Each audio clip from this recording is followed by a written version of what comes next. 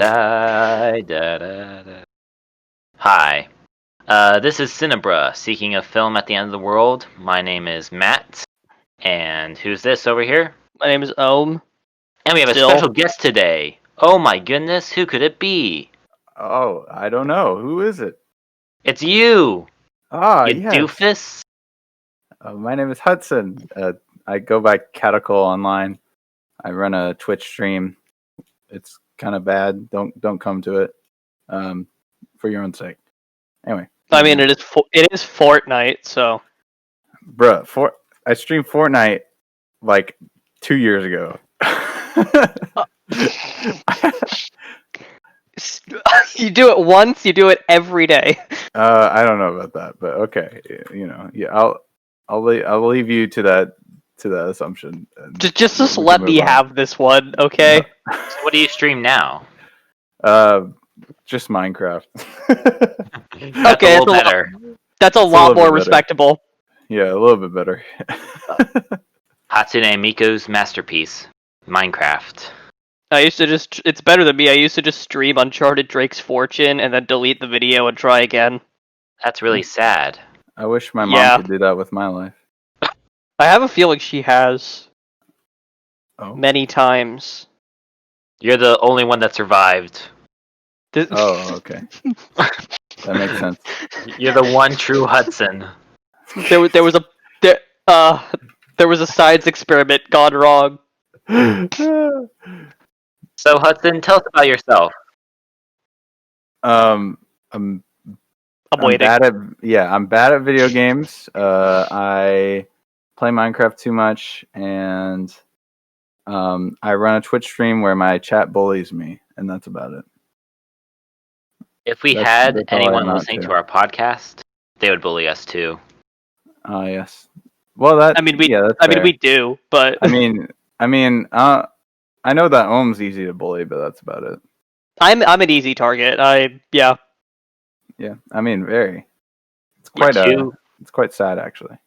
We're two people with speech impediments, with annoying voices that have a podcast, so it's not going great. My speech impediment is just that I say and like a lot. So Hudson, what's your favorite movie? Like, just do with that. It's wrong. It's wrong. Shut up. my favorite movie has always been The Walk for a few years now. It's the movie about the dude that he tightrope walked the two twin towers. Oh yeah. I really wanted to see that. I need to check that out. Not many people know about it at all, like from what I've seen, but it's really good. All I really knew about it was I remember wanting to watch it, but then I'm like, nah. For some reason, what happened, whenever it was in theaters, there were 3D screenings, a bunch of people just walked out because they felt really sick during the tightrope sequence. Weird, huh? I'd heard that, but yeah. It seems great. It sounds like an awesome thing. No, yeah, it is. It's really fun. Directed by Robert Zemeckis. Oh, yeah. Because he stopped doing his bad animated movies, aside from A Christmas Carol. I like that movie, come at me. It's good. It's pretty good. I mean, it's a good movie. I remember that. It plays everyone. Well, I mean, not everyone, but pretty much everyone. Those motion capture movies, I'm glad that they died, and they should burn in hell.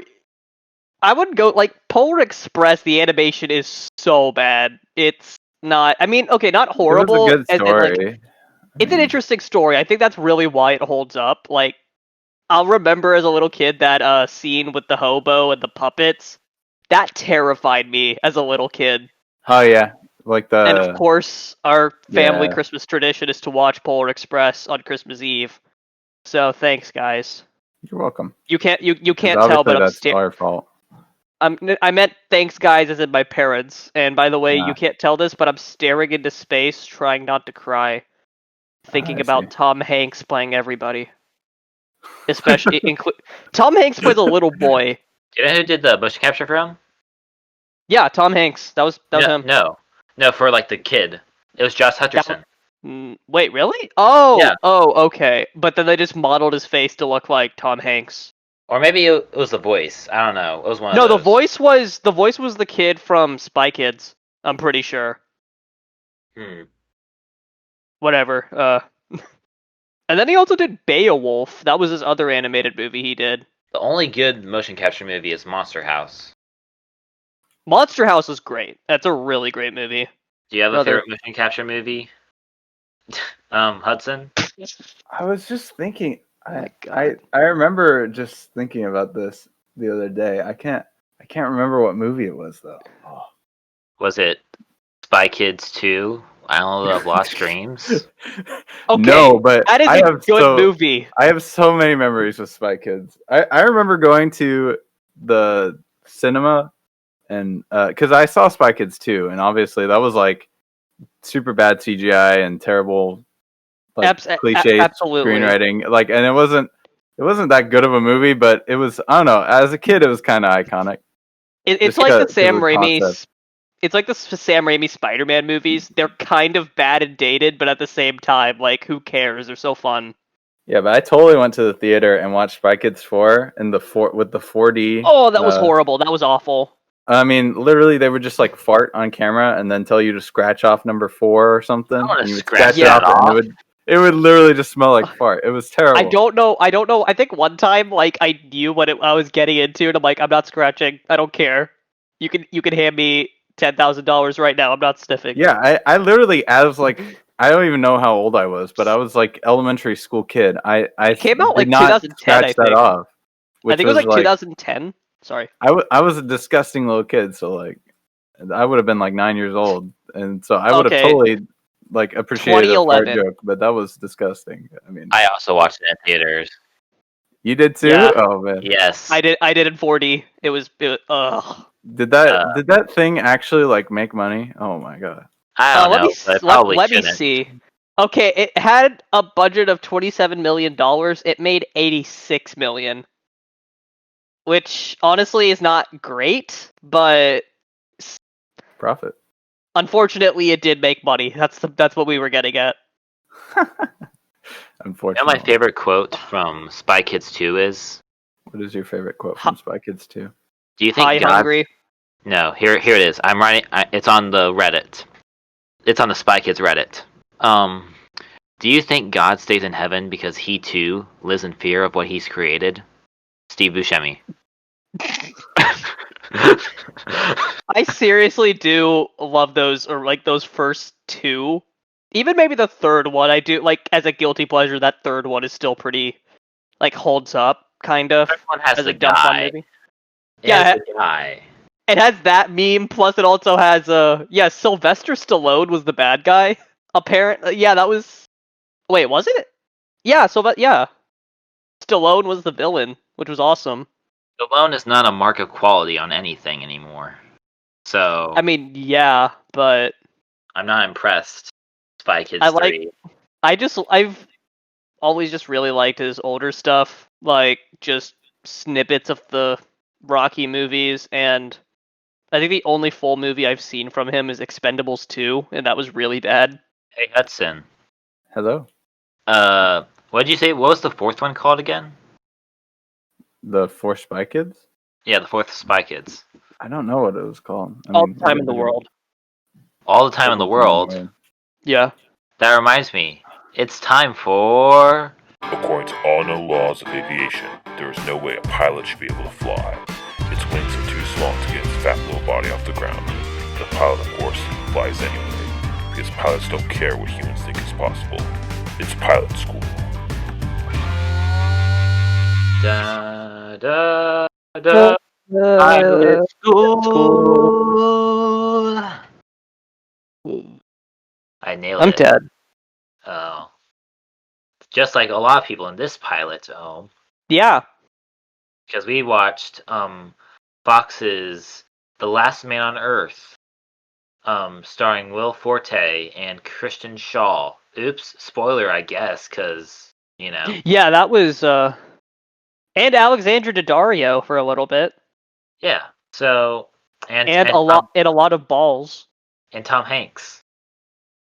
Oh yeah, okay, yeah, let's okay, so should we just jump into like how we felt about this episode? Well, should we say like what the premise is really quick? Yeah, really quickly.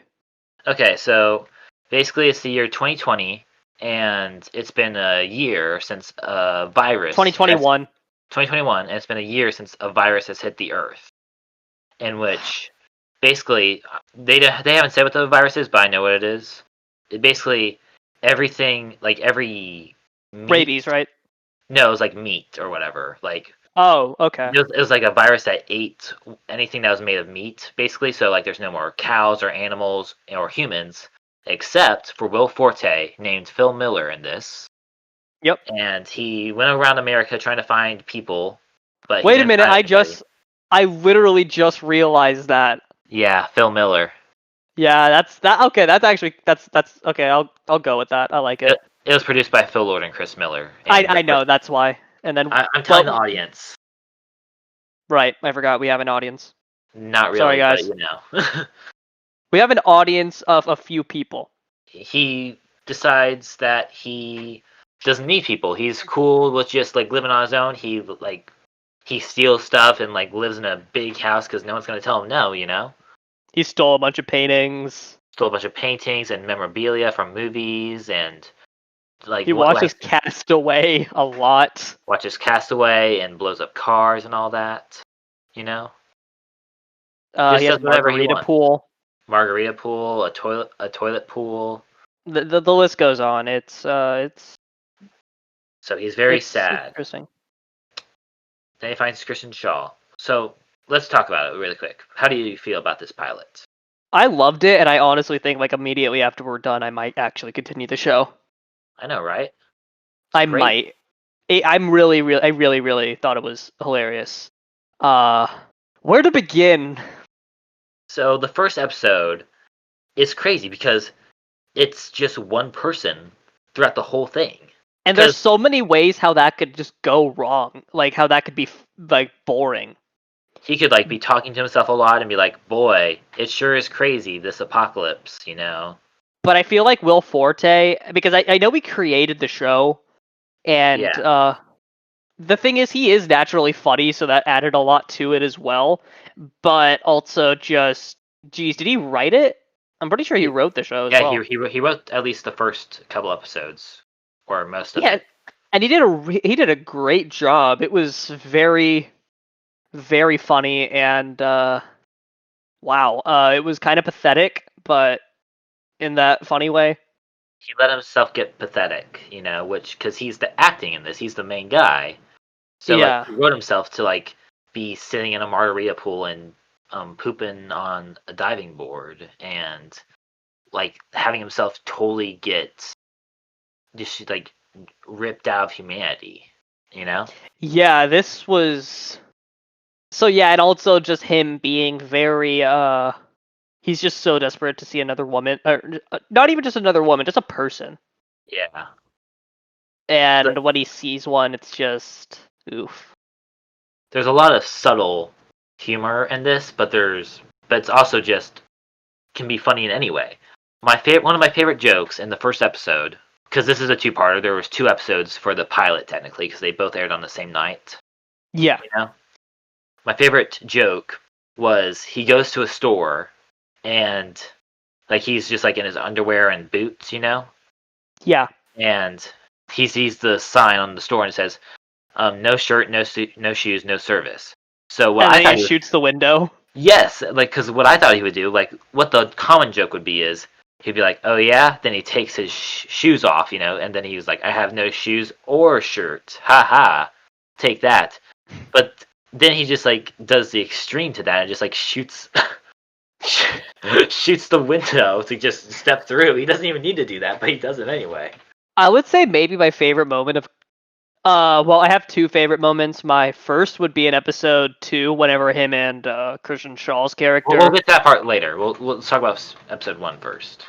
Okay. Episode 1 was really funny overall. I really loved the how he's watching Castaway. It's like, this is stupid. No, I'll never talk to a volleyball. And then whenever he's just talking to a bunch of balls at a bar, that was funny. There's just like so many balls. It's a lot of balls. It was like, I'm gonna have a drink. What about you, Terry, Gary, Phil? Really? Only me? Really, only me? Okay. What about you, Carl? And then when he hits on the mannequin, I honestly kind of thought of I Am Legend, except in I Am Legend it's more dramatic, I guess. Lars and the real girl, am I right? No, Oh. you're not. Like it was a funny scene, but then like whenever the arm ripped off, it just was like really sad. It was sad. It was really sad. You have the pilot episode of your comedy show ending with the main character about to commit suicide because he was done with whatever he was doing. Because honestly, yeah, that is something that is realistic. I feel like you're alone, and like, what are you gonna do? You're alone. There's Right, no one else there. So what I feel like someone would do in that situation is just do all the things that they've wanted to do in life, and then end it. And that's basically what he does. Although it's a little more depressing. Yeah, like I understand why he did it, but it was just kind of like it shows there's a lot of drama in this comedy, you know. Yeah, it's a little darker, Mm-hmm. but it's still really funny, and the humor is somewhat silly, but it never takes away from it. I still loved it. Right. But I would say I preferred the second episode overall. So let's talk about that now. So Yeah. Okay, my spoilers. favorite. At the end of Sorry. At the end of episode 1, he finds a woman. He finds a woman who had seen his signs throughout America and came to see him. But it's Kristen Shaw, who let's not the attractive woman that he was like dreaming about, you know. Like Alexandra Daddario. Right. And he just makes the worst first impression he possibly could. Just stupid horn dog. That's all she sees. It's like your pants are wet. It's like, what? No, my pants are really wet. Ah. That was from earlier. Something happened. Yeah. So Again, these guys are all naturally funny, and that makes a lot of this so much better than it already was. right. So what's your favorite moment of the second episode? I have two. First of all, I love whenever they're going to the store and they're talking about parking spots. He just parks in a handicap parking spot, and they're getting into an argument. It's like, you know what? I could just park closer. Here's a really good parking spot, and then he just drives into the store. It's like, would you burn down a church? It's like, no. Why? Because it's a church, and that is a parking spot. Yeah, I love their. Yeah, that was. It got a little annoying. Like, part of me was like, it got a little irritating, but like more in a good way. I guess. Who knows? I can see a lot of people not liking Christian Shaw in this episode because of how. Yeah, I understand that, but because of how nagging she is, you know. But there's just kind of two different ways to go about this apocalypse, and they were both on the extreme sides of either one. One was completely letting yourself go, stealing, you know, just doing whatever they wanted to, while the other one was trying to kind of keep a sense of normalcy. Yeah. You know? But I'm okay with that. I honestly, really, it was very, very good overall. Yeah. And then my second favorite moment, so the whole thing is they believe that they were meant to repopulate. And the thing is, Kristen Shaw's character is, I'm pretty sure, religious, and the whole thing is she is not okay with just premarital sex. So they believe that that they need to be married first. So my favorite part was the proposal, and it was all performance. That was great. Because I love he's just like, will you? I'm just like, can you like come over here? No, I am proposing here. This is the place where where the proposal is happening. Just like, will you marry me? And she's so excited, and Will Forte's trying to pretend to be excited, but his face, you could just tell that like he's just like, get me the hell out of here. This woman is insane. Did you have any? Not really. What? Did you have any doubt? Not really. That's yeah. Did you have any doubt? No. That was so good. And he just leaves. He's like, yeah, whatever. Oh, so it was so good. That was just like, and then it ended, and immediately because I had no idea it was Lord and Miller, and so Yeah. when it cut and it said directed by Lord and Miller, I'm like, you know what? That actually explains a lot.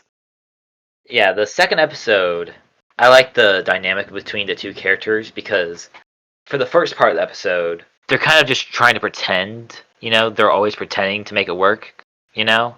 Like whenever she is correcting his grammar, it's like, there's no reason for you to pull the gun out at me. Don't you mean out there no reason for the gun should be? It's like, well, that can't possibly be right. It's like, have you ever been to school? I'm sorry, but like, yeah. Right, I was like, were you an English teacher or something? No. Oh, just a grammar Nazi? Okay. So, and just like they're trying to make it work because they know that they're the last people on Earth. They are destined for each other, or so they believe. One of the most dramatic Or lines. so one of them believes. I think. Well, they both talk to God. They both pray. Yeah, but I feel like, but Will Forte was very much like just like, I'm desperate to be with a woman, but I'm not this desperate. I mean, okay, no, wait, yes, he is. He does propose after all. So, then like, Phil doing the, like, watering the garden, staying up all nights to figure out how to water the garden. That was really sweet. I really liked that. But even before that, whenever he like went out to eat all the vegetables, eat all the tomatoes, we're like, rah, rah, rah.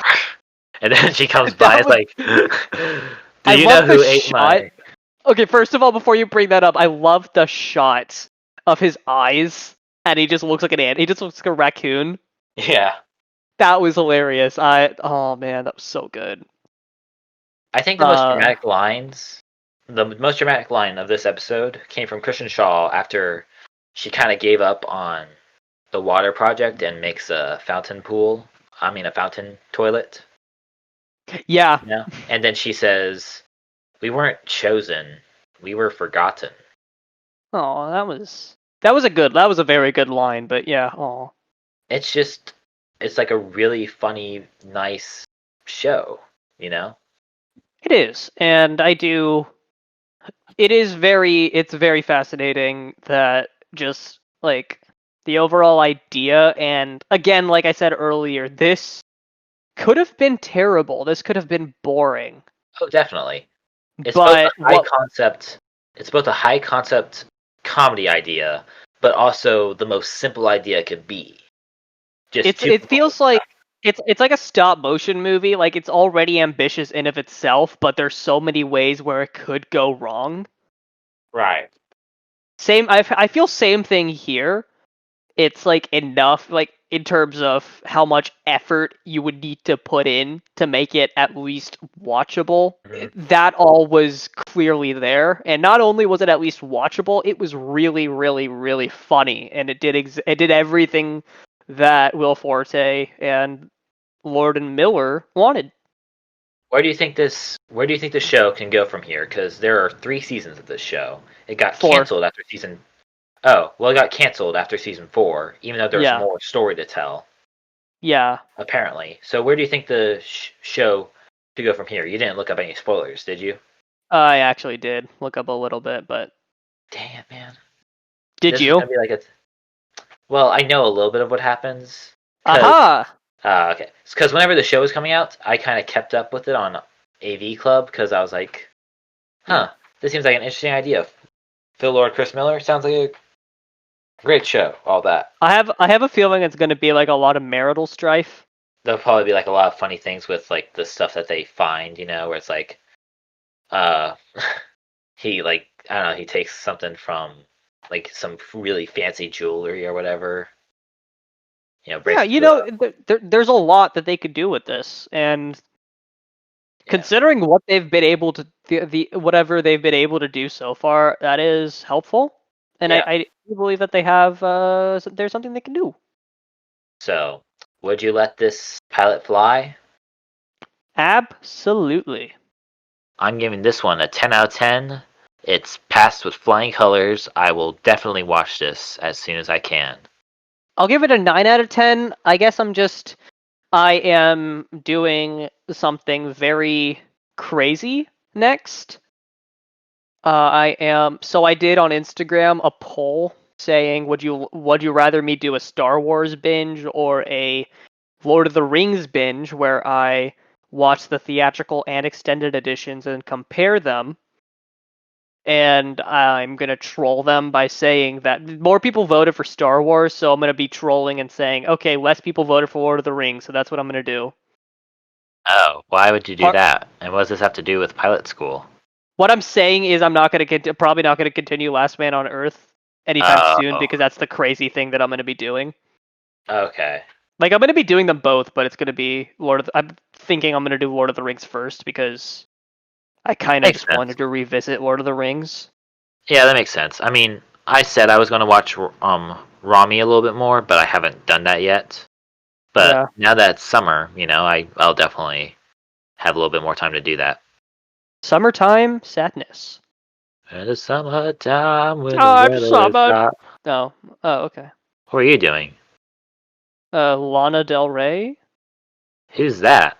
Are you serious? Yeah. What? Who's she? What song? Okay. Summertime Sadness by Lana Del Rey. Who? Dude, just look her up. Okay, sure. Holy well. Oh my god. Well, bro. Okay, I'm just gonna quote like pretty much everybody who has every YouTuber who monetizes with a sponsorship from Raid Shadow Legends. Just in case you've been living under a rock all this time. Lana Del Rey. Let me see. Oh my God. Looking it up. I can't believe you haven't heard of her. What's she done? She's done a song called "Summertime Sadness." She released. Oh, I know. I know her. She did she did "Don't Call Me Angel" from Charlie's Angels, the movie from 2019. Yeah, she also did her latest album is apparently really good. Norman effing Rockwell. I seriously don't know her. Like, I'm looking and I don't know any of this stuff. Honestly, sometimes she did a song for Great Gatsby, but like whatever. She doesn't even look familiar to me. Like, I feel so stupid now. Just listen to "Summertime Sadness" and you'll definitely you'll know it. Well, trust me, you'll know that. Man, that was a really good discussion about The Last Man on Earth, starring Will Forte. Wasn't it, Hudson, who was there? Oh yeah, it was wonderful. I like the part. I was there the whole time. I like the part where Ohm said all those slurs. That merry prankster. I don't know how he could insult so many races in one sentence, but there's only white people on the show. I'm a very opinionated man. Fight me. Do you know how hard it is to be a white man in America? Oh. Yes, I do. Me. I burn easily. The persecution isn't even from other people; it's from the sun. Also, yes. don't make me look racist in there. I'm actually sexist. Just remember, there's a difference. Yeah, okay. Hudson. For the first episode, I edited Ohm to say, "I have something against Egyptians. I want them out." Oh, I love how even though I didn't explicitly say it, he still put an actual opinion of mine in the episode. That was impressive. So, this is a part of the show where everyone sings a silly song. I mean, no, wait, wrong script. This is the part. Yeah, that's what. This is the part where we talk about. Yeah. The part of the show where Larry comes and sings a silly song. What have you been watching this week, Hudson, besides VeggieTales? Or playing, or whatever? I don't know. I think I don't really watch a lot of TV or movies. But I actually within the last week I've watched Pitch Perfect 1 and 2. In a week? I know, isn't it bad? No, you watched 2 movies in 1 week? That's I know. insane. Yeah, that's a record for me, to be honest. So Wow. how'd you like the movie? Eased. Okay, first of all, everybody said the second one is terrible, like way worse than the first one. Haters say that. I heard the first 2 were actually good. Yeah, and I've always heard the third one is better than the second one, but the first one is the best. That's all I've heard. But I mean, in my personal opinion, I thought they were pretty similar. I think they did a good job with keeping the stupid senile humor from both of them. I don't know why I laughed at some of the jokes, but they were like, I feel like if I was 10 years old, I would have thought they were funnier, but I still thought they were funny. I'm not sure. I just figured out why everyone likes the first one the most. Because it's actually directed by a dude. Wow. Obviously. That explains a lot. I did think it was really funny. The director, not the director, the one of the announcer dudes, because in all the movies there's a male and a female announcer for all of their performances. Yeah. And they always just make jokes about the performance. But the male really reminded me of he really reminded me of you, Ohm, because he's incredibly sexist. And it's amazing. It's funny because it's true. Yeah, the main group of girl singers in the show, they lost their performance, and he said, and that's why women just can't succeed, or something like that. And I just instantly thought of Ohm. It was a magnificent moment. Yeah, I know. It's a crazy concept. I don't know why. It's because the thing is, like, I think the others were directed by Elizabeth Banks. I think. Oh, really? Yeah, It's no, the second one. The female announcer, the guy. Yeah, and she's also the female announcer in those movies. And then she also went on to direct Charlie's Angels. So. Ohm hates that movie, and he hasn't even seen it. I haven't seen it. I'm sorry that the trailers made it look like a colossal piece of shit. And it's not. And here's the thing, is that pisses me off. Elizabeth Banks keeps saying that the reason the movie didn't make enough money was because people just hate watching female-led movies, even though the original Charlie's Angels movies were insanely successful. And also, even like Wonder Woman and Captain Marvel were very successful financially speaking. So it's not that we don't like to see movies with women, it depends on the marketing as well, and I thought the marketing was just horrible. It depends on the woman in the movie. I guess people also just, hey, Kristen Stewart's in the movie. No thanks. Even though she has proven herself to be talented. Is there like a show you've been watching, Hudson, like throughout this quarantine time? I've been watching My Hero Academia, but that's about it. Oh yeah, that's great. How far are you into it? Almost done with the 3rd season. Yeah, I kind of trailed off after season 3 just because I wanted to wait until the entirety of season 4 was out, you know? Yeah, it makes sense. And then I just didn't watch season 4 whenever it all came out. That's fair. But season 1 and the first part of season 2 is top tier. It's very good. I think it's pretty much becoming a staple anime. It's like Naruto, Bleach, all that stuff. Yeah, it's coming in top 3. It seems like it. Yeah, it's a very similar concept in that. What about Tokyo Ghoul? No one cares about Tokyo Ghoul. No one likes your cannibal anime, dude. They're not cannibals if they're not people. I beg to differ. Cannibalism is it's not necessarily only with humans. Yes, I am going to go on this rant. A human turns into a ghoul, and then he eats humans, so he's pretty much a cannibal. I mean, okay, technically, no, he's a half cannibal, because he is still half human. He's a half cannibal. Whatever, they look like people. It's not like they look like a bear or whatever. Have you seen their eyes? Oh, spooky eyes. I'm from Danganronpa or something. Let me guess, does color not matter? Yeah, You're just sure. colorblind? Okay, I get it.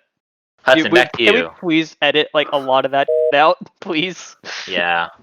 Thank you. I promise I will. Wink. That means I won't. Yes. Why you keep going back to me to like save your trash arguments? Shut up! Just do it.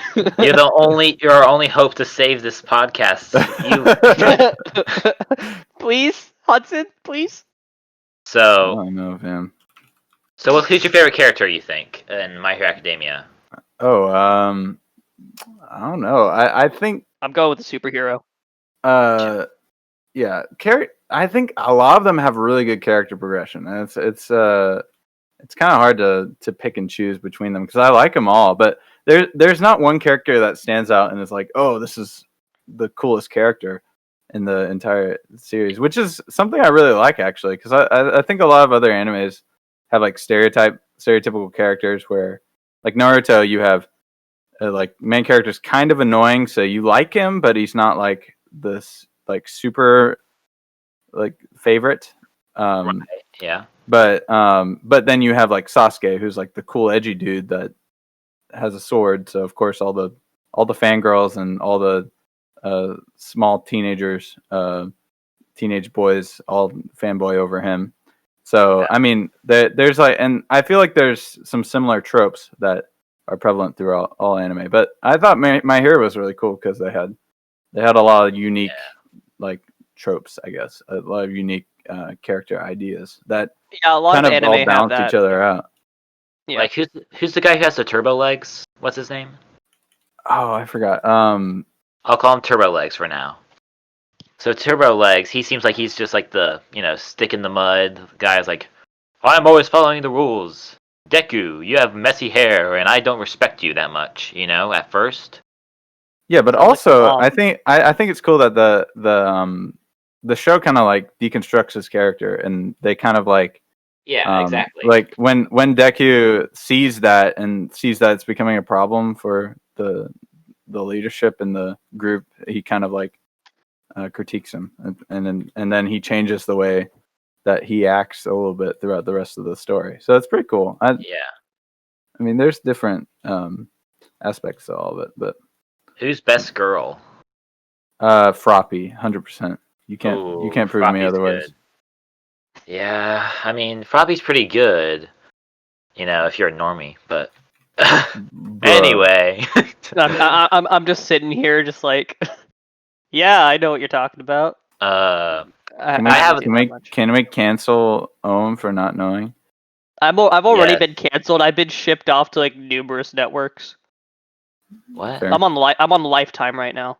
I think Mina Ashido is the best, in my opinion. That's Pink Girl. Yeah, that's fair. Or If you're a normie. Oh, dang. Okay, fine. Ooh. Best girl is Bird Guy. Todoroki. Wait, no. Tokoyama. Tokoyami. Tokoyami. Yeah.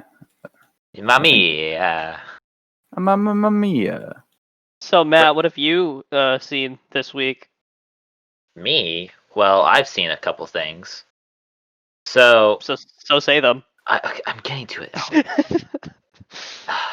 Man, you're such, dude. Come on, dude.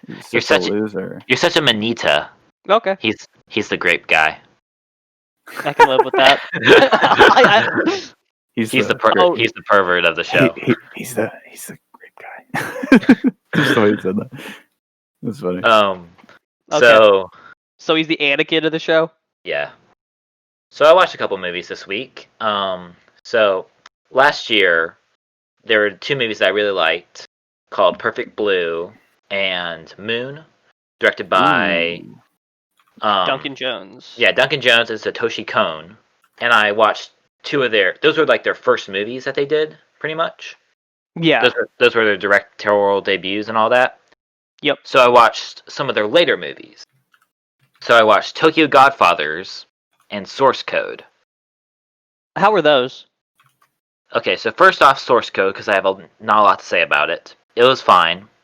It was a really cool Groundhog Day premise, and all like the mystery coming up towards it was pretty cool. Like it was like, wait, what's going on? Why is he in this facility or whatever? In this capsule and getting really cold. Like that was cool. But I don't know. I don't think it stuck the landing. Yeah, that's what I've heard. Like, I've heard that's the big thing about source code. And with Duncan Jones, the thing is, like, I've heard basically just his first movie's great, his latest movie is awful, and then his ones in the middle are just like kind of iffy. Yeah. I can only say that about the first and last because Mutan's awesome and Mute is terrible. So, good thing you haven't seen Mute. But Tokyo Godfathers, on the other hand, was really good. I liked it better than Perfect Blue, even though it's a completely different movie. I have Perfect Blue. I have Perfect Blue on a CD. I bought it from a garage sale. I still need to watch it. Yeah, watch it. It's really good. I've heard it's good. That's why I got it. It's cause, so I know that. So Perfect, you say it's very different in tone. So Perfect Blue is kind of like a psychological thriller. What about Tokyo Godfathers? So Tokyo Godfathers is more of a screwball comedy with deeper themes. Okay. So you know how people say that Perfect Blue is kind of like a ripoff? Well, no, like that. What's Black it called? Swan. Black Swan was ripping off Perfect Blue. You know? Yeah. Well, from what I've heard, they are pretty similar. But and like, yeah. And Inception copied Paprika. Yeah. Well, there's not really a one-to-one comparison for this one, but I feel like this is a Tokyo Godfathers is kind of like a Shane Black movie, like a modern Shane Black movie. It's about but a modern good Shane Black movie. Yes, well, a good one. So yeah, it's about 3 homeless people, Jin, Hana, and Miyuki, and it's like Christmas Eve. They're homeless and all that, and they find a baby in the garbage. And they go and try to find out who the baby belongs to. And the whole story is just a bunch of coincidences and acts of God, basically, after that, making everything either better or worse for the characters. Oh my god. Okay, that's already reminding me of another movie, which is so weird. What's the movie? Adopt a Highway. It came out very, very, very recently. Crap. It was basically Ethan Hawke plays a convict, and he just finds a baby in a dumpster. That's all I know about it. Just by like that byline. Mm-hmm. So that was just so weird to me. That just clicked. Yeah. So this one, it's first off, it's really funny. It's a really funny movie with a lot of physical comedy. You know, they I'm make aware of physical comedy. They make very exaggerated faces, and their chemistry with the 3 homeless people it's very good. But they each have their own backstories and why they're homeless, and it's all kind of coming out this Christmas season, you know? Right. So when I first saw it, like I thought, like, hey, this is a really good movie. It's really fun. It's energetic, but it also has some deeper themes of there's some themes of religion and sort of the poverty and how poverty is treated in Japan. But then I watched a video by Breadsword, who's a cool guy. He makes some Satoshi Kon videos. You should watch him. Okay, and I'll check him out. Check him out. And he noticed a thing that was so cool, I had to bump it up to a 9. Which was okay. Like, it was an 8 before, but then I bumped it up to a 9 whenever I saw how cool this thing was. So is this like your 3rd favorite of the year, or what? It's my 8th. 8th, okay. Wow, you've been giving out a lot of 9s. Yeah, 999. Jeez. Takashi 6ix9ine, you know? Yeah. With the bricky. Sorry. Can we cancel him, please? Why would you cancel me? You keep asking that, and it's going to happen one day. You just have to wait your turn. You have to wait. Yeah. Just ride the wave. I watched other movies, but I'll just rocket through them really quick. Pride and Prejudice and Zombies. It was really. It was actually pretty good. I was surprised about how good it was. Really? Yeah, it was very self-aware, but also it goes along with how it feels like you're reading a book, you know, like an English book that you hate. Yeah. and then someone just put like interesting stuff in there. Yeah. Well, so there's a scene, okay, where there's like a lovers quarrel kind of deal. Like they don't admit that they like each other, but they like each other and they're fighting, sort of thing. Mm-hmm. So in the book, it would have been just like them shouting at each other in a room, and then in the movie, like she throws something at him, and the conversation still goes on as normal, but soon they're like fighting each other and they have knives out and like doing crazy kung fu stuff. But like they're That talking actually like, sounds great. yeah. The ending wasn't good. I didn't like the ending, and it got a little slow, but it was pretty good. You're a little slow. Did y'all see the Abraham Lincoln Vampire Hunter thing? Yes, I have, and it's so bad. I hated it.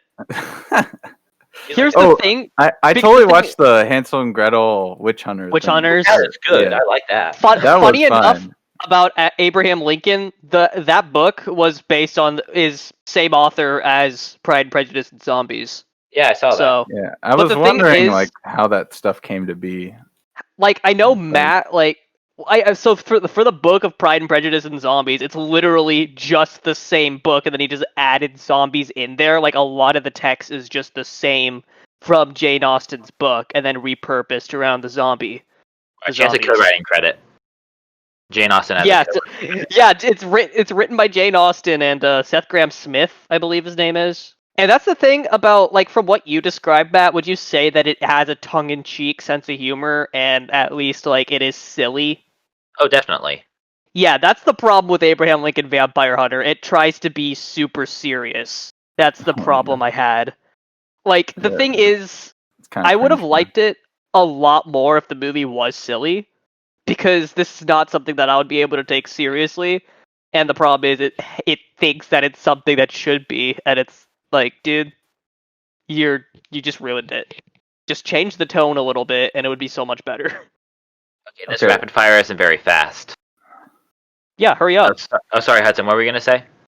Picture this: Ooh. your father takes you to a camping retreat where he just wants to spend time with just you and Uh-oh. in the wilderness, right? And then Yeah. you Actual cannibal Shia then- LaBeouf. your father says, "Hey, I got to go to the store, but it's going to be like a 2-hour drive, so I'll be back in like 2 hours." And I was like, and you say, "Okay, Dad." And so you He's have going to nothing to get do. milk. You have no. He might be going to go milk. You're not sure. You're absolutely devastated inside. You don't know what to say or what to do. So you sit there and you're wondering, what can I do to pass the time for these 2 hours? Because I'm so worried that he's going to get milk and never show up again. And then you look and you see there's a CD player that down underneath the freaking terrible small 24-inch TV in the corner of the cabin. And you walk over, since there's no internet, this is your only source of entertainment. You hit the eject button to see what they have, because they have no other movies anywhere else. And it's Hansel and Gretel Witch Hunters. Oh Winch? yeah. I love This- me some winch hunters. Did you love This that is a- movie? This is a true story. That's how I watched it. Oh would- no way! So where's your dad now? Did your dad come back? My dad did come back, thankfully. Okay, so good. It was. And he came back it- with cigarettes instead. Yeah, so it was fine. It was fine. Okay. So then I watched Vice. Pretty alright. It was sort of bad, but it was interesting, I guess. Then I watched Okay. Overlord, which I liked. I was going to recommend that at one point, but I too figured bad. So the 2018 Overlord with zombies. Yeah, zombies. Yeah. It's a fun movie. It's a fun movie, not much else, There wasn't like a Yeah. crazy deep story or whatever. The Wind Rises. Interesting. Probably my least favorite of the Miyazaki movies so far that I've seen. But it was alright, Interesting story about this Japanese plane maker, plane designer. Fantastic Mr. Fox. Yes. Very much yes. Okay, good. Okay, because And- that's basically my favorite animated movie. So And Rocket Man. I mean, sure, I guess. what? What would you rate it? It was a 6 out of 10. Okay. It was Okay. just like it was like an average biopic movie, but it had good songs. Okay. That's my opinion. No. Bye. Oh, I think I'm offended. because it's just my family and I are huge Elton John fans, and I've seen Rocket Man like 4 times now, so I don't know. That's the thing about music biopics. They're lifted up by the music, and they had really good music. And they made a musical, so like it was like a major part of the parts, but It was very interesting how they did it, but the thing is, I can understand why that wouldn't be enough, because yeah, it is still a very traditional musical biopic, and like I gave it an 8 out of 10. I don't think it's anything like absolutely fantastic, but it just hits me in the feels, I guess. But yeah, it's a very it really hit me in the feels. It's different for everybody, and I don't blame you for giving it a 6.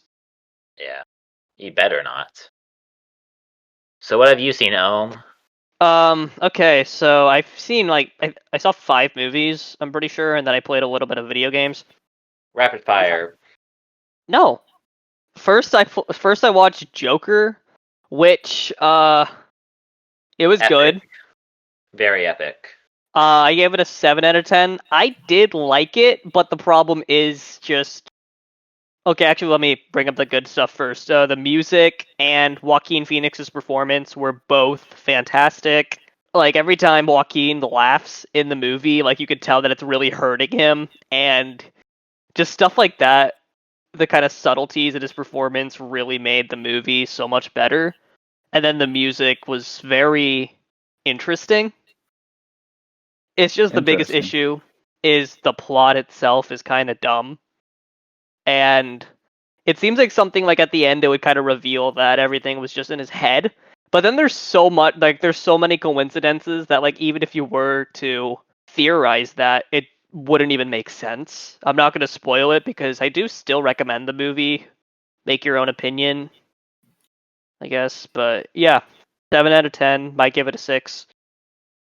Then I saw The Final Destination, which is the 4th movie in the Final Destination series. I gave it a 1 out of 10. I absolutely hated it. It was okay. This is what I'm not going to talk all that much about. It's 82 minutes, which is too long. I wanted all of these characters to die in like the first 5 minutes. They're all obnoxious. None of them can act. They're all horrible actors. The CGI is awful, and apparently this was released in 3D. So I'm so happy I didn't see it in 3D. This CGI is so bad that I don't even think I should be able to call it CGI. It is horrible. It is probably the worst in the franchise. I still haven't seen 3 or 5. Apparently 5 is really good. 3 is whatever. But yeah, 1 out of 10.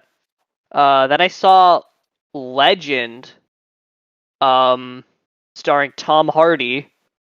It was alright. Like it started off really good, and then it just kind of got boring. I gave it a 5 out of 10. Tom Hardy's awesome. He plays twins in the movie.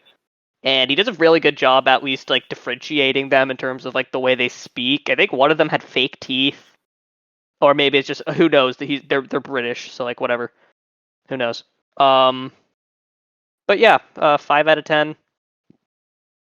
And then I watched Sucker Punch, which was like I saw some of it when I was like 12, and I had no idea what was going on because the whole thing with it was like the marketing was heavily like made me think it's just okay, so it's gonna be hot girls like fighting the whole movie, and when in reality it's like a lot of dream stuff. And What kind honestly, of were you? what? What kind of 10-year-old were you wanting to watch that movie? It looked awesome. It just looked fun, I guess. Okay. Besides, I saw my first rated R movie when I was 10. Okay, shut up. Really? Yeah, Terminator 2 when I was 10. Nah. Is that? I don't even think that's something to brag about, but whatever. Sucker Punch. I watched the rated R cut, so I feel like maybe I got a little more context. I don't think it's great, but I gave it a 5 out of 10. But the thing is, I have a feeling that this is a movie that's going to get like more of a cult following because overall, like when it came out, a lot of people hated it. It did not make a lot of money, but I think it should get a little more attention because it's a lot better than I remembered it being. Oh, hey Hudson. Yo, Have you heard about the Snyder Cut thing? I have not. No. Oh yeah, yeah. The Snyder Cut's coming out next year on HBO Max. What is it? Okay, so let me explain this. So Justice League came out. You know the movie The Justice League? Yeah. Superman, Batman, all of them. Yeah. He said yes. Okay. No. Wait. Who's Superman? Can you tell me who Superman is? He's the guy in red and blue. Red and blue. Does he have a shield? What? Yes. So like Spider-Man? Yes, like Spider-Man. Whatever. Okay. So Does he talk basically, to fish? they look like our right. So, okay. So anyway, the movie was released, but Zack Snyder had to leave the project. The director of the movie had to leave the project because his Family daughter, emergency. yeah, his daughter committed suicide, unfortunately. Yep. Whoa. And so they got Joss Whedon, the director of the Avengers, to finish the movie. And Which was such a good idea. there's just kind of like a tone clash, sorta, between the two directors. And fans Like, were does it just happen halfway through the movie, or like? No, it's just like throughout a lot, like the entire movie. Because the thing is, with Zack Snyder, with his DC movies, he wanted them to have a dark tone, and then they also looked very dark in terms of like color scheme. With with what Joss Whedon did, he basically just upped the saturation for like the entire movie, so it had a lot more brighter colors. He So reshot it a bunch was of. Batman DC versus like super happy superhero thing. yeah, pretty much. Yeah, and he added like a lot of humor in there at the wrong time, I guess, from what I've heard. It's fair. Yeah. I still haven't seen Justice League, and Oh, really? You haven't? no, it was on HBO at one point that I'm like, yeah, you know what? I don't feel like it. So the fans have been clamoring, Hudson, for a Snyder cut, which is basically whatever Snyder did, and because Snyder technically finished the movie, but No, they needed actually, to do a he didn't. reshoot. Oh, Yeah, there's still like a lot. They're gonna have to spend like $20 million on him finishing Snyder Cut. so basically HBO is giving Zack Snyder another chance to finish the movie the way he intended it to be, and a lot of fans are happy. Do you have any feelings whatsoever about this? I mean, I don't know. I've always really enjoyed like the darker DC movies personally. I think it depends on like who did them. That's I think more content equals more happy people. So I mean, I don't think it would be bad. Yeah. But I just think like I don't know. It just depends if because with any company you're looking for what's going to make the most money. So yeah. Just I mean that thing would be like it would make a specific group of fans happy, but do we really want to spend more money just to milk this one movie that came out a while ago? I mean, they did with the first movie. They put a lot more money into that, so and that didn't even make back its budget. That was a good point that you made earlier, Hudson, about rather having more content, Because I'd rather have something come out and fail spectacularly than having something not come out at all, usually. Yeah. Because everyone complains about, oh man, this movie got canceled, and we want it to come out. But even if something's bad, at least it's out there. Yeah. Yeah. Fair. Yeah. So Matt, how do you feel about like it coming out? I feel like it's pretty cool. It's not like so. I think that DC fans are a little annoying sometimes. All fans are annoying. Pretty much every single fan base out there, like all the aggressive ones, just give such a horrible name for fans. After the Last of Us 2 backlash, I honestly have been so embarrassed to even call myself a fan of that game because all of the people sending death threats and homophobic remarks and stuff like that. I just feel embarrassed to be considered a part of that fan base. Yeah. Yeah. So fan bases in general do be like that. There's so many, like even in Marvel movies, even positive fanboys like clapping in the movie theater, like just guys, really Stop. I remember. I literally was like, I forgot. I think it was Guardians of the Galaxy, the first one. I went to the premiere in theaters, and everybody was clapping the entire time. I was like, why are you guys clapping? They can't hear you. Guys, I missed the dialogue. Yeah, I can't hear. But I gotta say, watching a premiere with a bunch of Marvel fans, it was actually pretty sick. Because like, I don't know, the jokes were so much funnier when there was like actually like 100 people laughing behind you. It was I don't know. It was kind of enjoyable. The Passion clapping was good. Yeah, funny. but that's obnoxious. I hate that. I hate when people do that. It's like clapping at the end of a plane flight. It's like, hey, we landed. Oh yeah, the bare minimum. Yay! You did the thing that you are paid to do. Exactly. It's like I mean, he's trained to do this, right? Like if he didn't do this, it would be an issue. But no, anyway. it's just Alec in the cockpit. Yeah. Oof. Rip. Anyway, however, the release of Snyder Cut fan base is usually pretty chill, and they actually raised like $125,000, I think, for suicide prevention. Which is really not. I didn't know that. That's really nice. How do the fans do that? Like, I don't know. They had like like some kind of start something. I don't know, man. It was a fundraiser or something. I don't know. So that is honestly a really nice. That's a nice gesture. Yeah, that's cool. Because as much as I'm not a big fan of Zack Snyder as a director, like I mean, I do really like. I enjoy Sucker Punch, and I liked. Like overall, I did like his Watchmen movie. I thought it was decent. And even Man of Steel had its moments. Batman v Superman, I hated. I think that movie's awful. The concept of that. Oh my god. Why did you say that name? It's his mother's name. I like just hearing that was coming out in the theaters. I was just like, that is the dumbest idea. I watched this for free at a plane, and I still want a refund. Anyway, you want the airline to refund. The movie was so bad, I walked outside and I was on a plane. And what's so funny was, so I don't know if Hudson, you'll get this joke. It was basically Turkish Airlines played like a big role in the in terms of sponsorship for Batman v Superman, and I completely forgot that I was in a Turkish Airlines plane when I watched it because we were going to India and we do like these like. We go to another country and then we take another flight to India. Yeah, So I was like, wait a minute. Did I get punked by doing this? Probably. So yeah, like those DCEU movies, I wasn't a fan until like Wonder Woman was good, but it wasn't like really all that great.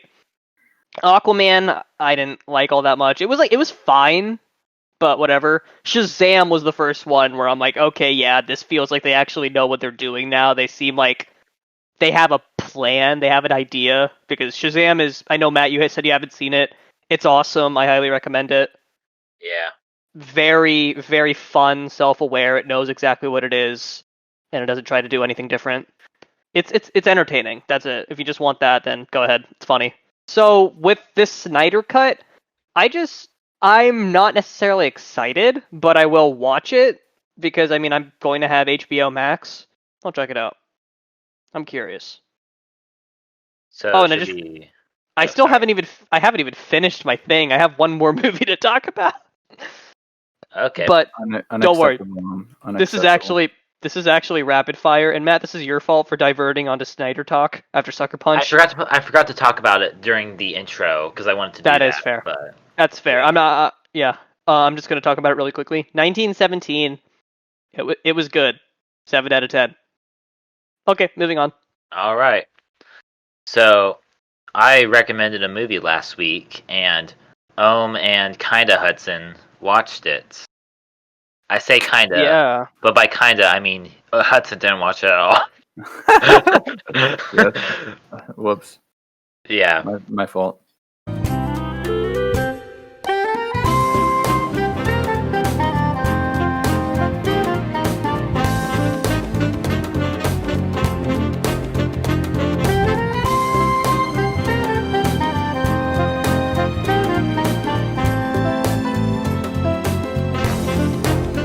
So, I recommended a YouTube musical play called "The Guy Who Didn't Like Musicals," which is about a virus in the town of Hatchetfield that is infecting people with giving them, like, making them a part of a hive mind kind of thing, where everyone will go into sing and dance as a musical. And this one boring office worker guy, he has a little team with him. He doesn't like musicals, and he's going to try to survive the apocalypse and escape Hatchetfield. His name is Paul, by the way. Yep, the boring guy. He's the guy who didn't like musical, didn't like, Yeah. but all didn't like. That's the song. Yeah, I've had enough singing. I'm sorry. I'm just but you keep describing it. I mean, that's pretty much. Well, I guess there's some history I could go through really quick. So it's created by Star Kid Productions, and they started in colleges. They made a Harry Potter fan musical parody called A Very Potter Musical. I've heard of that. Oh, sweet! Me and my dick. Yeah, I know that's the second Sorry. one. And it's exactly what it sounds like, by the way. Oh, no. So nice. they had a little bit of a successes doing, parody musicals and all that, but they were sort of on the down low now. It was sort of a underground cult classic sort of deal. Yeah, reading these is honestly like really interesting. Like, what is it? The Trail to Oregon. That's Yeah, great. that was. Yeah, it was actually pretty good. That sounds but awesome. It was on the down low. Not a lot of people were paying attention to them as much. But then they had a Kickstarter for this musical. The guy who didn't like musicals. It got a lot of money. Maybe I don't know exactly how much, but a bunch of monies. A significant amount of money. Yes. A bunch of monies. Yeah. So much that it's plural. Yes. And they released it on YouTube, for free. So that's pretty cool of them. Yeah. And I okay, wouldn't so pay for this. okay, well it made I'm sorry.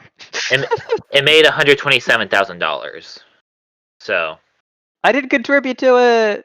yeah, and so they released it, and it just blew up all over the musical scene because it's a musical, and it was kind of making fun of musicals a little bit, and horror movies, and as of now, I think it has 3.5 million views. Sounds about it. It's not bad. No small feat, That's more than I have. That's true. Not 3.5 million people have not even heard of you, and you'll have to live with that for a long time. I can deal with that. So, what do you think about it, Ohm? It was fine. You'll see that on my Letterboxd, I haven't included it as on my list of movies I've seen this year because I'm not considering it to be a movie. That's fair.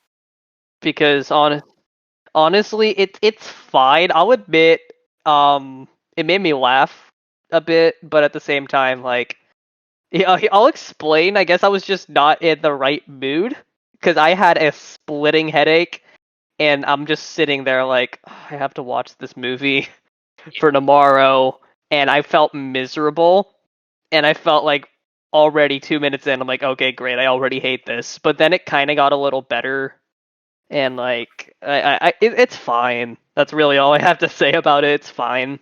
So you were the guy who didn't like the guy who didn't like musicals. Yeah. I just like. And I actually like musicals. Honestly, kind of depends. Let's go around really quick. What's everyone's favorite musical? Hudson? Wait, are we talking musical films or just musicals? Period, stage musicals. Stage musicals, because this is a stage musical. Let's get that out of the way. It's not a movie. Okay. I don't know. I've never really liked musicals. Period. Oh, really? I will say. Really? Yeah. I just like them. I think they're. Even though you're great in them. Well, it's because people are so annoying. I those theater kids. Yeah, well, I hate those. Yeah, theater kids are fine, but I just dislike. I don't know. I don't like people who listen to musical music. Oh, that's and me. I understand. I can understand that. just because like I don't enjoy I don't enjoy listening to songs that that express like a story, but then like the story isn't you would have to watch the musical to understand the story, and so I don't know, it's kind of like an incomplete thought. It's kind of like if I went to you and said dogs smell nice or something stupid like that, and it's totally incoherent. But then if I told you a story about how my dog ate my deodorant and then went around and smeared it across the walls, maybe that would become an interesting story.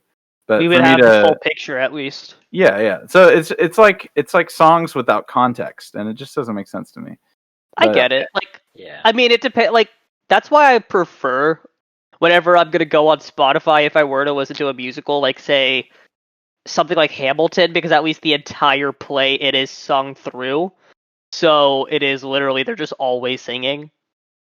Yeah. So at least like every song leads into like the story is just like song after song after song, rather than song, dialogue break, and then song. When I listen to musicals, I usually have the Wikipedia article in handy, so I can just like look through the plot and be like, okay, this happened. I do that sometimes as well. Yeah. Wait, really? Oh, I didn't think Sometimes. y'all would have that much dedication. I'm a musical Honestly, dude. yeah. I when I was younger, I was on Tumblr and I was looking at musicals and getting into whatever musical was hot at the moment. I couldn't sing to save my life, but I liked musicals a lot. Cindy Reeves kind of got me into them. With Yeah, Hamilton. she Hamilton. Okay, is it just me or is Hamilton kind of overrated? No, you're wrong. Shut up. I think it's good, but it's not like spend hundreds of dollars worth of tickets good. It's overhyped, but it's not overrated. I think. I would argue that it's overrated and overhyped. Well, poo on you. I'm not. I said it's good. Okay, bite me, turd face. That's Bro. mean. But I mean, you did. You said poo on me. I'm throwing the poo on my face onto your face, you turd face. I didn't throw out your face. I threw out your shoe. I thought it'd be funny. Oh, I'm sorry. This is embarrassing. This is very embarrassing. You started this. So my favorite musical, just to get out of the way, is probably Groundhog Day the musical, which is written by Tim Minchin. And because I knew the movie beforehand, I was able to keep track of the story, for one. But it also expands on the movie, which is an already good movie. It expands on the characters and the situations and all that, and has a clever thing because whenever you have musical motifs, like things replaying over and over again, it's necessary because, the day's repeating over and over again. Right. It's fair. Either that or Heathers. I like Heathers. Heathers is pretty. That's a pretty funny musical. What about From you? what I've heard. I would say, and this is a little complicated because these are both. I love them based on my love for movies based off of these musicals. I would say it's a tie between Sweeney Todd and Les Mis. Yeah. Those are two both very like kind of the more I would say I guess the more popular ones. It's because Sweeney Todd the movie with from Tim Burton, that's my favorite musical movie. Les Mis, the movie isn't amazing, but I've always loved that story. I even saw Klein High, whatever they performed it. I thought it was actually pretty. They did a really good job. All right. Yeah. So I'm gonna be honest here. After rewatching The Guy Who Didn't Like Musicals, it was like I saw it held up from when I had seen it like a year ago, but it wasn't as good as I was hoping. Yeah. So actually, this is gonna be part of a trilogy. Yeah, I looked on the Wikipedia pages, and what is it called? Black Friday is the second one? Black Friday, and that one actually has a lot more cinematography and effects and more of a overarching story sort of thing. Could you say that might be a film? Yeah, it's more of a film than this, but it's still a stage musical. Oh. So I'll say what it's about really quick. It's how it's connected is, so spoilers, at the end of this, the world ends basically through musicals.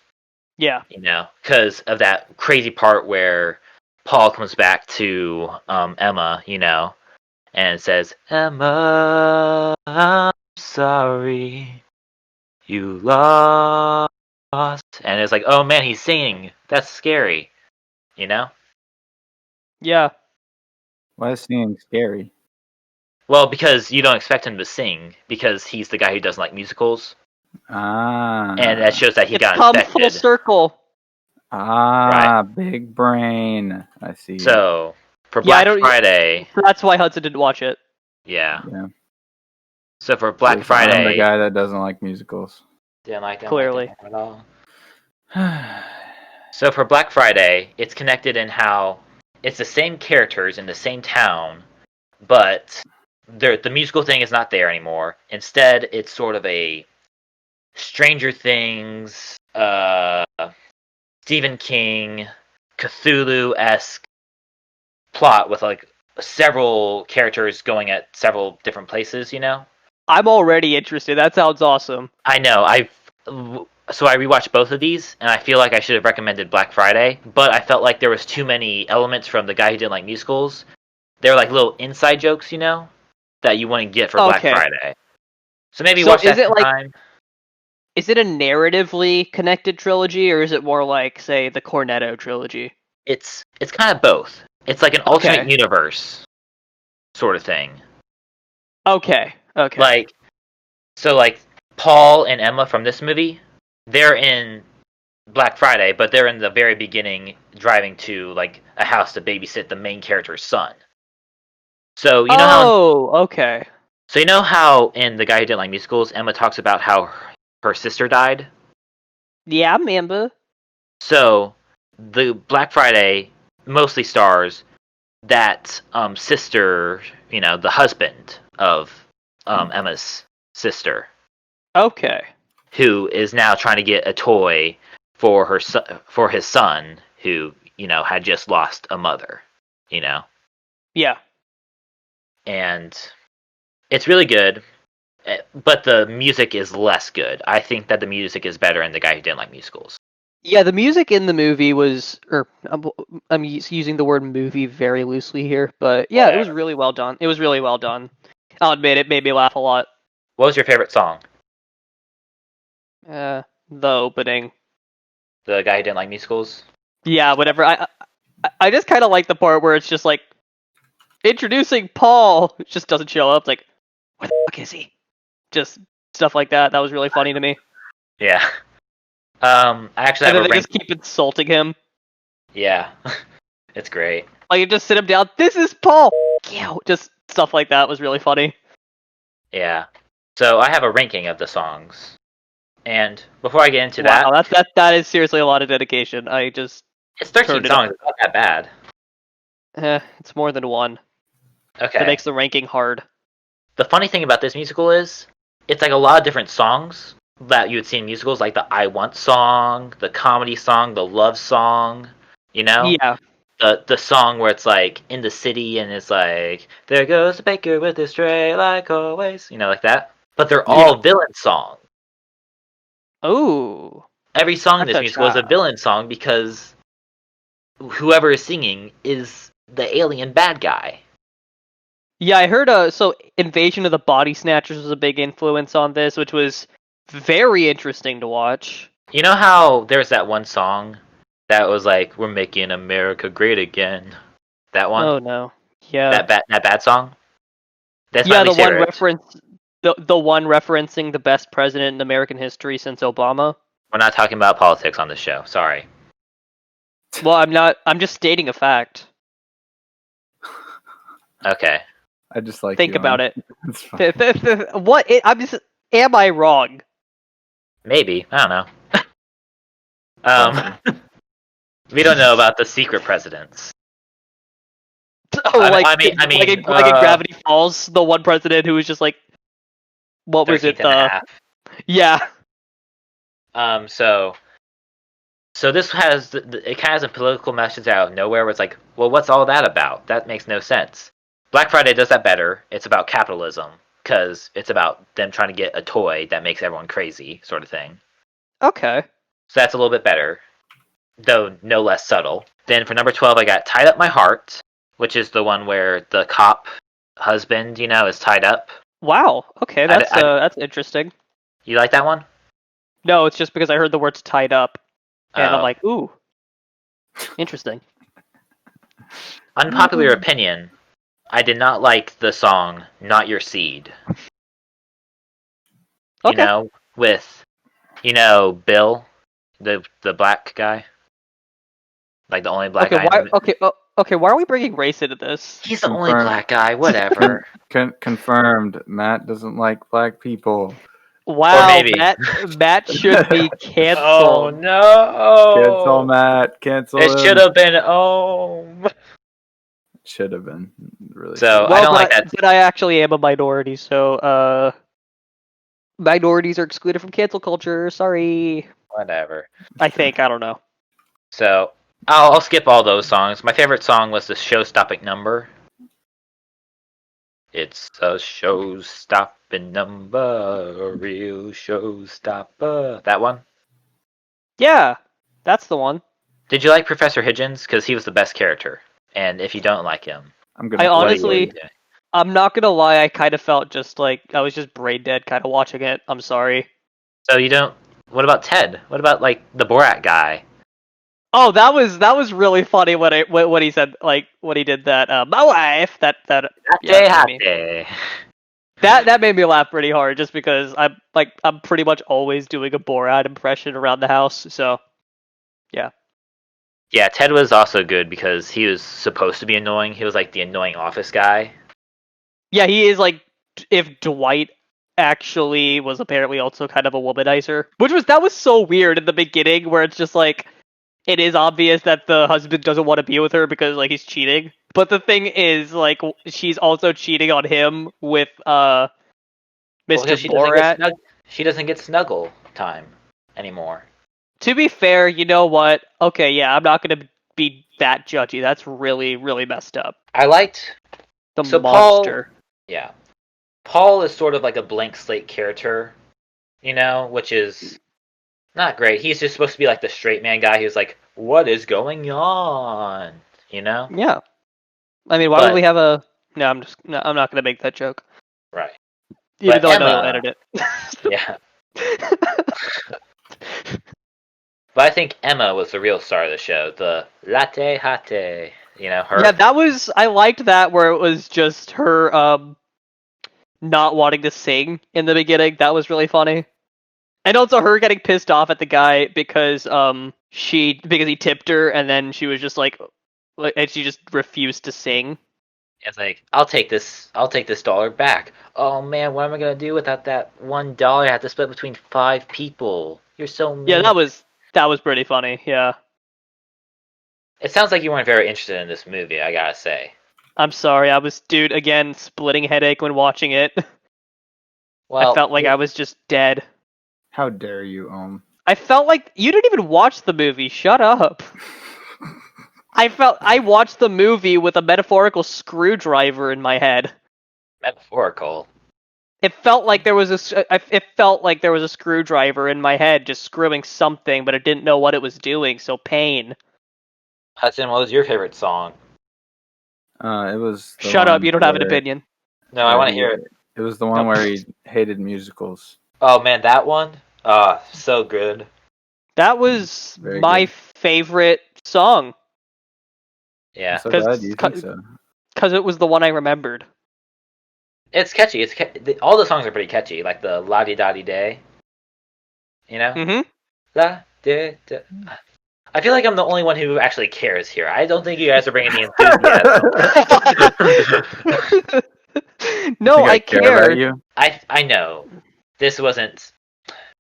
After watching it, I was a little disappointed, but I still thought it was a good show. It's not a good movie, but it's a good show. Yeah, that's... Look, and honestly, I feel kind of bad for not being as enthusiastic, because it's not like it was bad. Again, I told you, I did enjoy it, and it was funny. But I feel like it's just one of those things that you just, like, in the in that moment, it's like, yeah, this is nice, and then just like immediately after, it's like, okay, I'm gonna watch 1917. That's how it felt for me, and I'm sorry, but You watched a war movie to get rid of your headache. well, I mean, my headache was gone by that point. So my movie cured your headache, and this can be used as medicine. Actually, no, your headache your movie made my headache worse. Well, you did. That's not what you said a minute ago. And then my headache got cured sometime after because I was playing Doom on my Nintendo Switch. Then I'm like, hey, my headache's gone. Yeah, I'm sorry, I don't want to give you or your movie any credit. He's a masochist. So what did you like? That's also true. I know that you didn't like it as much because of just kind of the cinematography was horrible. The sound editing it was kind of bad. Who was the director on this? Because I don't see any sort of Nick Lane. directorial vision. You know, the cinematography was very It's a show. I'm it's a kidding. show. I'm kidding. Hey, joke. That completely just. Yeah, whoosh. Yeah, whatever. What? Y'all are gonna start Alright. like fighting in a minute. God. Oh, okay. I'm I'm sorry. serving up the divorce papers right now. Yeah, seriously. Oh. Yeah. So what did you like about this? Is there like anything that stood out that you actually liked? The writing was definitely the best part, but again, this is a stage play, so honestly, if the writing is bad, that's kind of like already cut. I mean, unless you're Cats, that's a bad sign. Yeah. So this show has a lot of compilations on YouTube where it's like 9 minutes of Paul from The Guy Who Didn't Like Musicals being relatable, or 15 minutes of that one cop guy being the best guy ever, you know? Even though he was a jerk face. Right. Or like the General McNamara, where it's like, is that an iPhone? Yeah. And then he throws it away. Wear a watch. Here's one thing that I actually did really like. I love the little jabs that it took at theater kids. Like the stereotypical, just like always breaking into song, being completely pretentious. Wait, that kind of sounds like someone. Huh. Do you want death? I was talking about me, you jerk. I thought you were talking about me because I've been singing most of this time. I mean, you're also, but like, I've just gotten used to you, honestly, at this point, that it just doesn't even faze me. I like how the dad, Ted, no, not Ted, Bill, like he's like, oh, my ex-wife thinks she's so good bringing our daughter to see Hamilton. Well, I'm gonna get something better. 2 tickets to Mamma Mia. I mean, come on, it's ABBA. Here we go again, I guess. Sorry, I actually love Mamma Mia. I'm not gonna lie. So yeah, I like the writing. The writing is good and has a lot of those. It's good for quips, you know. There's a lot of like those little funny moments, you know. Yes, especially like I think, like I mentioned, the whole tip thing, her just being really, really confrontational was really funny. Yeah. And also the what was it? The person who was supposed to be taking vocal rest, and it's just like, why isn't she singing? I have to take vocal rest. I'm sorry. Can you say that again? I have to take vocal. And then Damn just, it, like, Emma! walked off. Now I gotta get myself a Thai tea. Yeah, that was pretty good. I like Professor Hitchens had a lot of good lines about Alexa. You know. Yeah. It's like it's 2018, and Alexa can't even self-destruct. And honestly, honestly, there are like so many parts where I just feel like you pick these out intentionally due to timing and kind of what's going on currently. But then I remembered that these were both by chance. These both the show Which and is the movie. Terrifying. Yeah. I'm still kind of creeped out by that, especially when I was watching. I mean, we'll talk about this later when we get into pilot school. But when I was watching earlier? last, You mean earlier? We didn't leave Hudson behind, right? Yeah. So like, remember, like as I said earlier, I was a little bit creeped out whenever I started watching Last Man on Earth, and I'm like, wait a minute, 2021 pandemic, what? Really? Matt, Yep. why did you do this? We'll talk about it later. I mean, we already talked about it. Yeah. Dang it. Okay. Keep So digging that hole. So Hudson, on a scale of 1 to 10, what would you give the guy who didn't like musicals?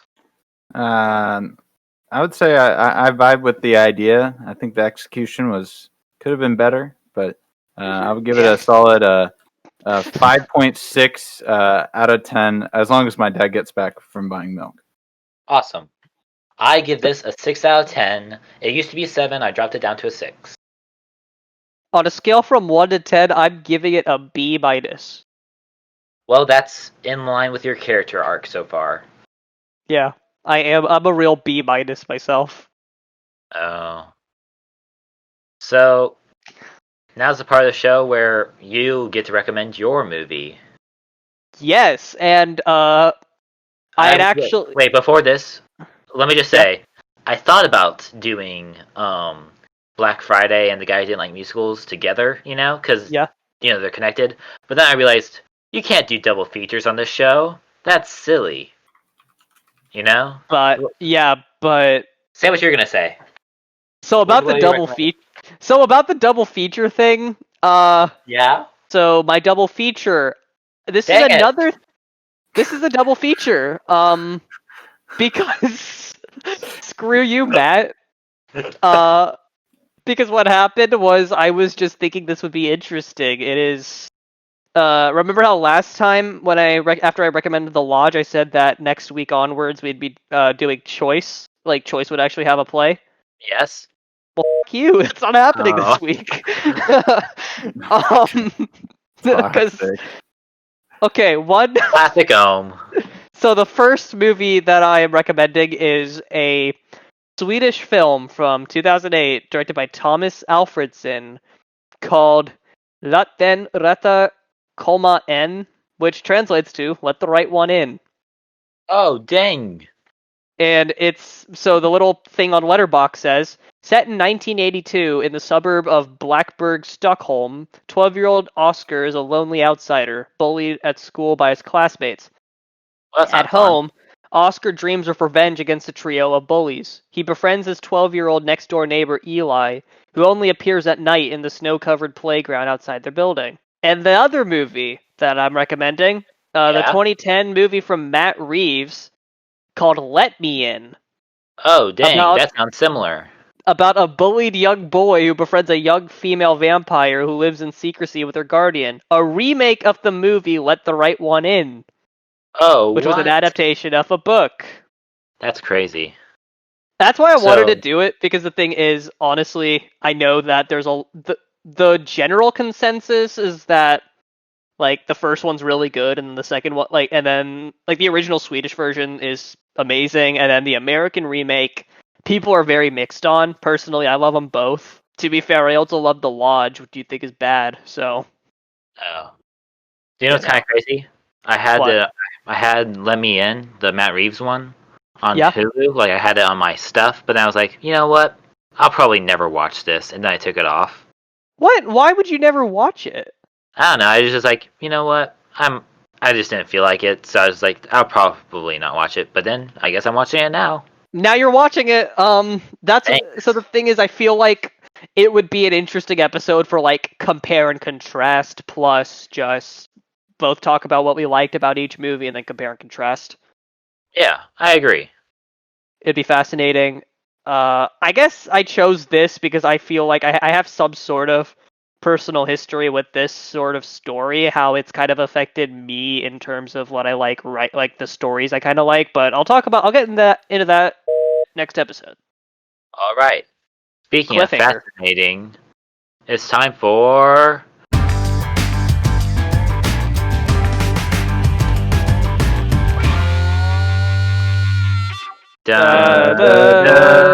Pilot school.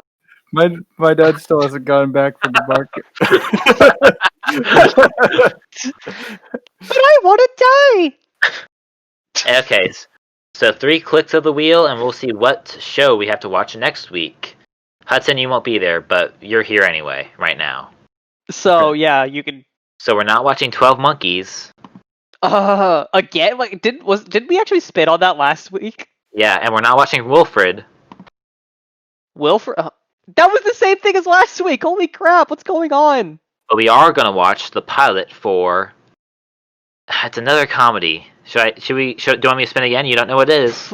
Please spin again because I'm kind of tired of these comedies. Okay, I will spin until we don't get a comedy. Wayward Pines. Okay, I'm actually cool with that. From You know what? my favorite man, M. Night Shyamalama Ding Dong.